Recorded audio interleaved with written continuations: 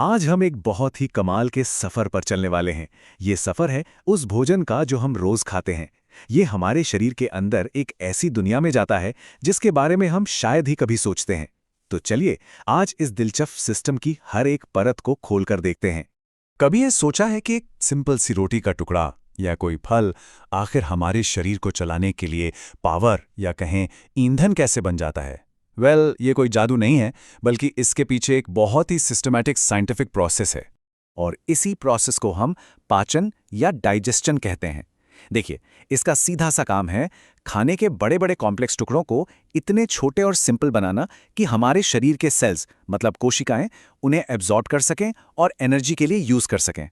इस पूरे सफर को हम 4 मेन स्टेप्स में देख सकते हैं। सबसे पहले खाने को अंदर लेना, फिर उसे तोड़ना और पचाना, उसके बाद उसमें से सारे जरूरी न्यूट्रिएंट्स को सोखना और आखिर में जो कुछ भी वेस्ट बचा है उसे शरीर से बाहर निकाल देना।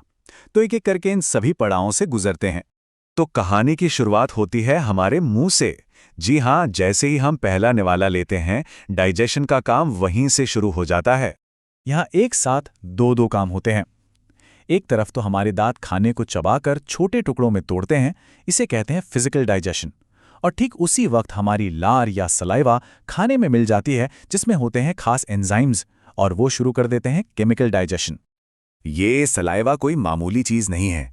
इसमें एक एंजाइम होता है लाइसोजाइम, जो खाने में मौजूद जर्म्स को मारता है। और दूसरा इंपॉर्टेंट एंजाइम है एमाइलेज।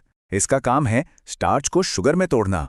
पता है, यही वजह है कि जब हम रोटी को ज्यादा देर चबाते हैं तो वो हल्की हल्की मीठी लगने लगती है। तो मुंह में चबाने और लार के साथ मिलने के बाद खाना अब खाना नहीं रहा। अब इस लुकदी जैसे गोले का एक नया टेक्निकल नाम है बोलस। अब ये बोलस नीचे जाता है ग्रास नली यानी फूड पाइप से। ये करीब 25 सेंटीमीटर लंबी एक ट्यूब है जिसका बस एक ही काम है, खाने को पेट तक पहुंचाना। ध्यान रहे, यहां कोई डाइजेशन नहीं होता।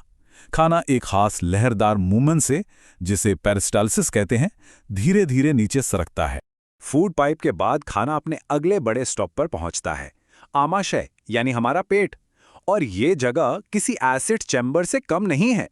और ये जानना काफी हैरान करने वाला है कि खाना हमारे पेट में लगभग 4 घंटे तक रहता है। इस दौरान हमारा पेट एक बिजी केमिकल लैब की तरह काम करता है, जहां खाने पर बहुत जबरदस्त काम होता है। पेट में एक बहुत ही पावरफुल एसिड बनता है, हाइड्रोक्लोरिक एसिड या HCl। इसके 3 मेन काम हैं: खाने को और छोटे टुकड़ों में गलाना, मुंह से बचकर आए हुए जर्म्स को खत्म करना और पेट में मौजूद दूसरे एंजाइम्स को एक्टिवेट करना। और यहीं पर प्रोटीन को पचाने का काम शुरू होता है। HCl की मदद से पेप्सिन नाम का एंजाइम एक्टिव होता है और वो प्रोटीन को तोड़ना शुरू कर देता है। पेट में इतनी देर मथने और एसिड के साथ मिलने के बाद वो बोलस जो मुंह से आया था अब एक गाढ़े पेस्ट जैसा बन जाता है, और इसका भी एक नया नाम है काइम।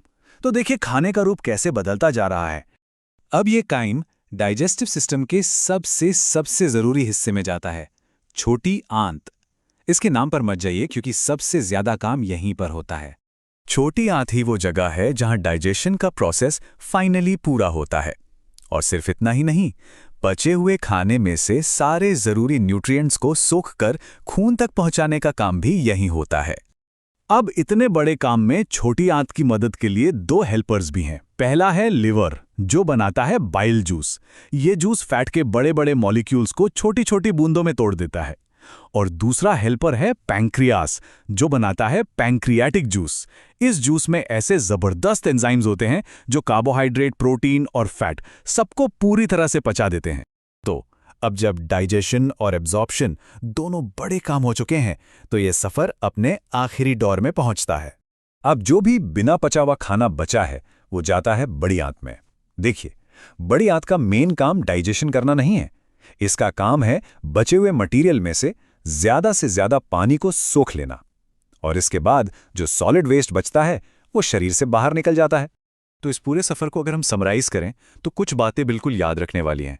पहली और सबसे जरूरी बात जो बहुत से लोग नहीं जानते, डाइजेशन पेट में नहीं बल्कि हमारे मुंह में ही शुरू हो जाता है। और दूसरा सबसे बड़ा टेक अवे यह है कि डाइजेशन का ज्यादातर और फाइनल काम छोटी आंत में होता है। यही इस पूरे सिस्टम का असली पावर हाउस है। तो ये तो साफ है कि हमारा डाइजेस्टिव सिस्टम एक कमाल की फैक्ट्री है जो हमारे लिए बिना रुके काम करती है। तो ये सोचने वाली बात है कि इस इतनी ज़रूरी फैक्ट्री को और बेहतर चलाने के लिए, इसे हेल्दी रखने के लिए हम अपनी रोज़ की आदतों में क्या अच्छा बदलाव ला सकते हैं, इस पर ज़रूर सोचिएगा।